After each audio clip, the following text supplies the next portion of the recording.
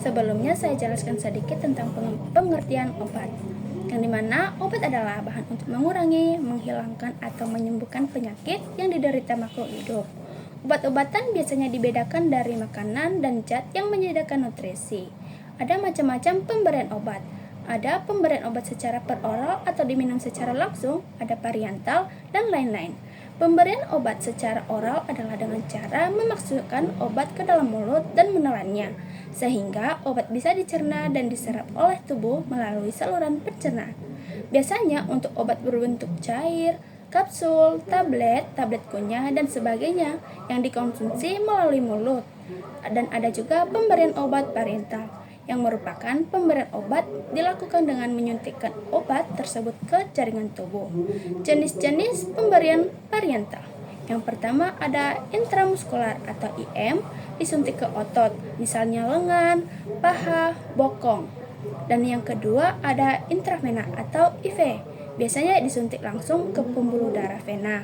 Dan yang ketiga ada subkutan atau SC, disuntik di bawah kulit, misalnya lengan atas atau perut. Dan yang keempat ada intradermal atau ID, disuntik di lapisan kulit paling atas, biasanya untuk tes alergi atau tuberkulin. Sahabat Habiba, saya di sini akan menjelaskan cara pemberian obat inhalasi. Pemberian obat inhalasi dilakukan melalui saluran pernapasan, di mana obat langsung dihirup ke paru-paru. Bentuk sediaan dan alatnya, yaitu bentuk obat alat inhalasi cair, nebulizer aerosol atau MD, inhaler, bubuk kering DPI, bisa disebut dengan dry powder inhaler. Cara penggunaan obat inhalasi yaitu yang pertama, cuci tangan sebelum penggunaan, kocok inhaler selama 5-10 detik. Yang kedua, buang napas perlahan, letakkan mouthpiece di mulut, rapatkan bibir, tekan inhaler sambil menarik napas dalam secara perlahan. Tahan napas selama 10 detik atau selama mampu. Buang napas perlahan jika menggunakan kortikosteroid, kumur, dan buang airnya. Ada juga manfaat obat inhalasi, yaitu yang pertama, efek cepat. Obat inhalasi langsung masuk ke paru-paru sehingga efeknya cepat terasa, terutama untuk mengatasi sesak napas. Yang kedua, yaitu langsung ke organ sasaran. Obat bekerja langsung di saluran pernapasan atau paru-paru dan bronkus sehingga lebih efektif untuk gangguan pernapasan seperti asma dan PPOK. Yang ketiga, dosis lebih rendah karena langsung ke target. Dosis yang dibutuhkan lebih kecil dibanding obat oral sehingga mengurangi resiko efek samping sistemik. Yang keempat, mengurangi efek samping sistemik, tidak melewati hati atau saluran cernih, jadi lebih aman untuk pasien yang punya masalah lambung, hati, dan ginjal. Yang kelima, cocok untuk penggunaan jangka panjang. Banyak digunakan untuk pengobatan jangka panjang seperti inhaler kortikosteroid pada penderita asma kronis. Bisa juga digunakan untuk anak-anak dan lansia.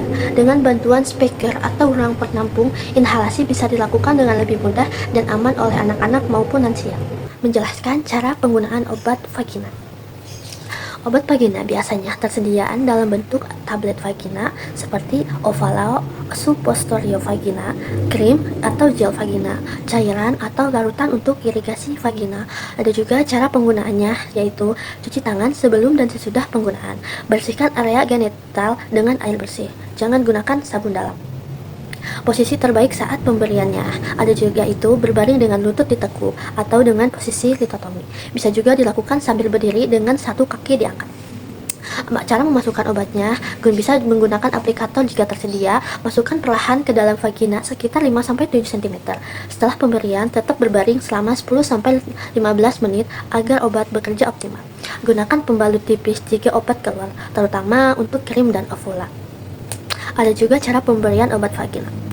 Ada juga jenis obat vagina, yaitu tablet vagina. Cara pemberiannya dimasukkan langsung ke dalam vagina menggunakan jari atau aplikator.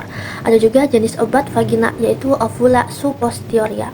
Cara pemberiannya dimasukkan dengan tangan bersih atau aplikator hingga cukup dalam.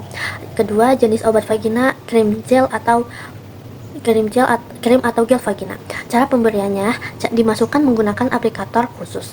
Ada juga jenis obat vagina cairan irigasi vagina. Cara pemberiannya digunakan dengan botol semprot khusus untuk membilas bagian dalam vagina. Tidak dianjurkan rutin.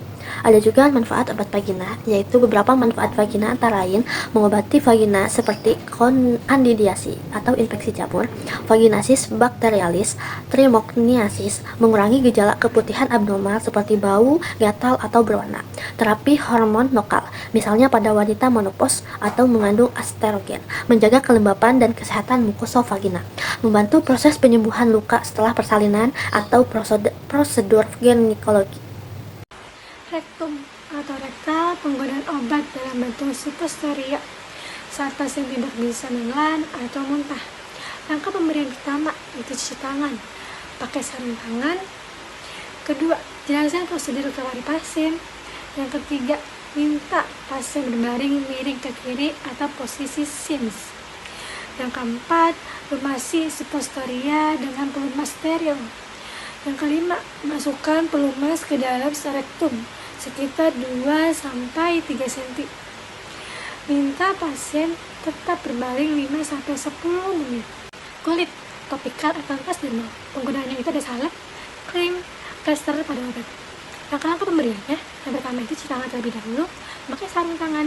Kedua, membersihkan area kulit yang akan diobati. Yang ketiga, oleskan obat secukupnya, jangan terlalu tebal. Yang keempat, jika pakai plester transdermal, misalnya itu kepada KB, tempel di area lengan, punggung, dan di bokong. Hindari area luka terbuka.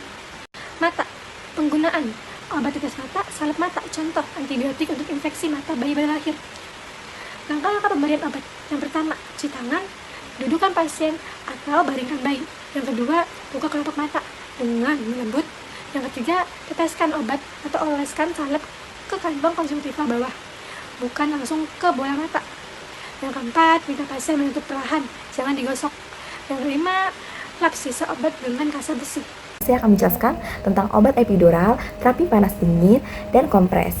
Obat epidural adalah obat yang disuntikan ke dalam ruang epidural, yaitu ruang yang ada di sekitar saraf tulang belakang untuk meredakan rasa sakit. Contohnya seperti ini dan ini. Obat ini bekerja dengan cara memblokir sinyal rasa sakit yang dikirim dari sumsum tulang belakang ke otak, sehingga area tubuh yang terkena menjadi mati rasa atau tidak terasa sakit. Penggunaan obat epidural juga sering digunakan untuk pereda nyeri saat persalinan, sebelum operasi, atau juga untuk mengatasi nyeri kronis.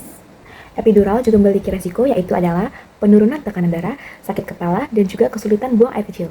Terapi panas dingin adalah metode perawatan yang dilakukan atau menggunakan panas dan dingin secara bergantian atau terpisah untuk meredakan rasa nyeri, mengurangi peradangan, dan juga untuk mempercepat pemulihan pada cedera.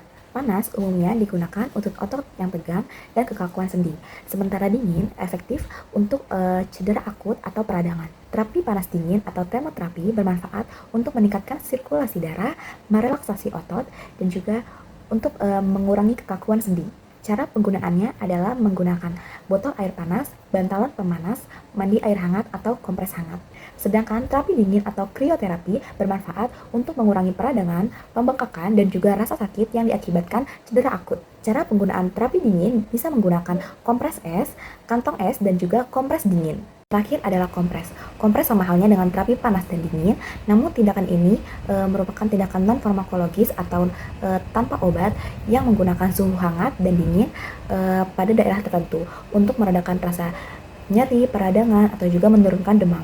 Perlu diperhatikan juga pada tindakan kompres, yaitu adalah perhatikan suhu jangan terlalu panas atau dingin, gunakan kain bersih atau lembut untuk membungkus kompres, dan terutama ketika kompres panas, jangan terlalu mengaplikasikan ke daerah kulit karena untuk menghindari luka bakar atau iritasi.